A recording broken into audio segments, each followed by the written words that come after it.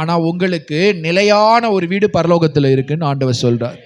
இங்க ஒரு லோனை வாங்கி இங்க ஒரு வீடை கட்டணும், அதை பண்ணணும், இதை பண்ணணும், பாஸ்டர் அதை வாங்கணும், இதை வாங்கணும், அது கிடைக்கல, அதுக்காக ஓடுறோம், அதனால எங்களுக்கு டிப்ரெஷன் வந்துருச்சு, அதனால மனசோர்வா இருக்க தேவ பிள்ளையே, ஆண்டவர் உன்னை பார்த்து சொல்லுகிறா, நீ ஒரு மீட்கப்பட்டவன்.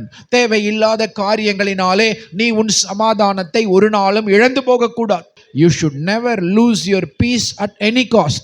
This is the peace redeemed by the blood of Jesus Christ. இந்த சமாதானமானது மீட்கப்பட்டவர்களுக்காகவே கொடுக்கப்பட்ட சமாதானம். அப்போ ஒவ்வொரு நாளும் உங்க வாழ்க்கையில நீங்க எப்படி வாழணும்?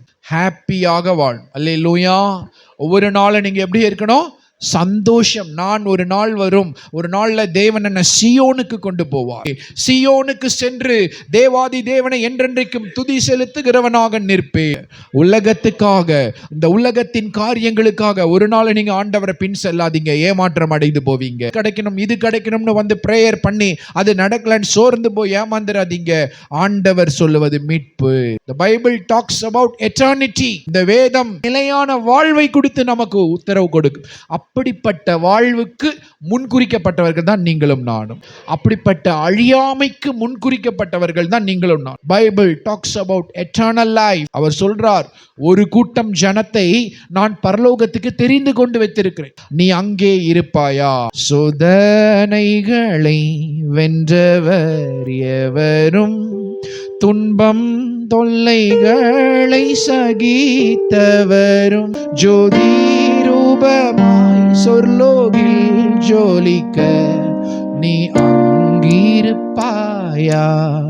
அங்கிருப்பாயா? நீ அங்கிருப்பாயா? சொல் என் மனமே, நீ அங்கிருப்பாயா?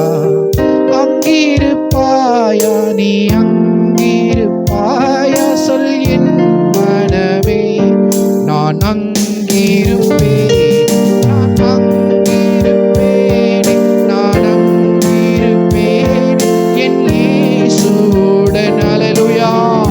இந்த அழகு மறைந்து போகும். இது நிலைக்குமா? நிலைக்காது. பணம் நிறைய வச்சிருக்கிறாங்க, நிலைக்குமா? நிலைக்காது.